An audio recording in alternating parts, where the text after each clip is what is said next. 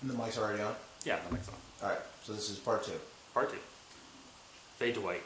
Flashback. Interior bedroom. Night. Over the white screen, the sound of thunder can be heard. Super. July 15th, 2007.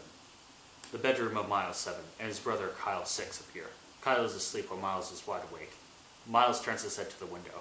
A flash of lightning comes across, but Miles does not flinch. He looks annoyed. Miles gets out of his bed and goes over to the toy box. He is searching for something but does not find what he's looking for. He goes over to wake Kyle up.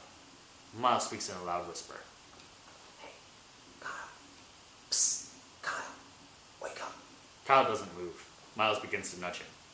Kyle. Wake up. Kyle slowly starts to open his eyes. What? Wake up. What?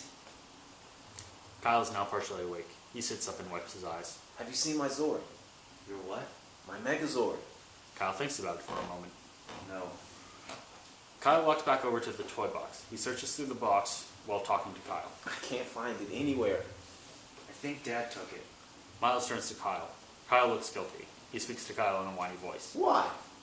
He was cleaning up some stuff around the house. It might be in the basement. Could you help me find it? No, I'm tired. Kyle lies back down in bed and covers his face with his comforter. Miles walks back to the side of his brother's bed. He gently nudges Kyle while talking to his brother. Please, please, please, please, please, please, please. All right. Shh. Lightning strikes outside their window.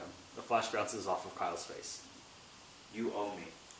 Miles has a big smile on his face. They both leave the room. Interior basement continues. Kyle and Miles arrive to the basement with the lights already on. The basement has several family photos and movie posters on the wall. The boys look around but can't find what they're looking for. Kyle then notices a door frame next to the tool shelf in the corner of the basement. Kyle turns on the light in the extra room. Miles hurries over to his brother. They both look at the pile of plastic storage boxes stacked high against the wall. Miles points to the highest box. There it is. Okay, I'm going to sleep. Wait. What? Could you get it? Why? I don't like climbing. Kyle groans. Fine. Kyle walks up to the boxes and looks up. He turns to look at Miles, who gives him a thumbs up. He smiles towards the boxes and begins to climb. Is this the box? Yeah, just open it and throw it down. Okay. Kyle finally reaches the top. Kyle tries to open the box, but his lid is on tight. What's wrong? It won't open. Kyle pulls the lid. It won't budge. Kyle suddenly loosens his grip. He plummets to the ground. Boxes fall on him as well. There is a loud cracking sound. It is Kyle's skull hitting the concrete floor. Exterior, young residence, continuous. A bolt of lightning strikes a power cable. Interior, extra room, continuous. The room is now pitch black. Miles breaks the silence. Kyle. Kyle? Are you okay? Kyle! Miles is now searching around for his brother in the pitch black. As he searches the room, he begins to cry. He gives up his search and begins to scream and call for help. Fade to white. End flashback. Interior basement, present day. The basement is silent. Miles has picked up all the tools except for the screwdriver that's at the doorstep of the doorframe. Miles approaches the remaining tool. Slowly, the wailing noise from inside the dark room returns. The sound intensifies, but Miles does not close his eyes or start breathing heavily. He clenches both of his fists and scrunches his face in anger. At the top of his lungs, he yells at the dark room. Shut up! The basement is now silent. Miles takes a deep breath and loosens his hands and face. He walks up close to the doorframe. Miles pokes his head inside and looks at the empty dark room. He pulls his head out and smiles. Miles reaches down to pick up the screwdriver. When he lifts his head, a tall man, 30, in a dark suit greets him on the other side of the door. Hello, Miles. Miles falls back on his butt. The man walks out of the dark room and is now in the basement. Miles tries to speak. The man approaches Miles slowly. He speaks while walking. This man's voice is a fusion of a child's voice and a grown man's voice. I've been watching you for some time, and What do you want? I've come with a message. Interior kitchen, continuous. Darron is standing up by the kitchen sink.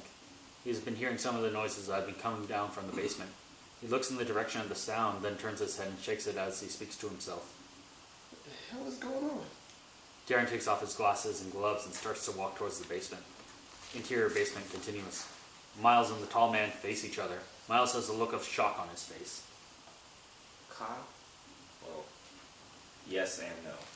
It's complicated. Look, Miles tries to speak to Kyle 30, but nothing is coming out. He drops to his knees and puts his hands in his face. While sobbing, he is also speaking to his dead brother. I am so... There's not a day that goes by where if I had listened to... You were gonna go back to bed. It was my fault. I am so lost. Can you forgive me? Miles breaks down completely. Kyle approaches his brother, and when he gets close to where Miles is crouching down and puts a hand on his brother.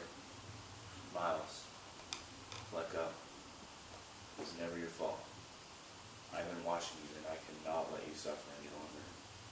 You must learn to forgive yourself. The past will hold you prisoner only if you let it. Miles is still sobbing. Kyle looks back at the doorframe. Okay, unfortunately, that's all the time I'm allowed. Please take care, brother. Mom and Dad need you more than you know. Kyle hugs his brother. Miles embraces him. After they hug, Kyle stands up and walks through the doorframe. Miles looks at the ground and sees that his Megazord toy is in front of him. Darron is at the bottom of the stairs. He's heard most of the brothers' conversation.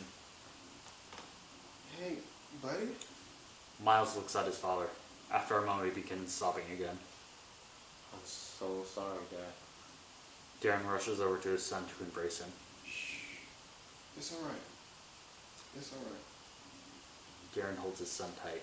We see the ghost of young Kyle put his head around Darron's shoulder. They smile at each other, and Kyle vanishes. Darron starts crying as he holds Miles. As the tune breaks, the screen fades to white.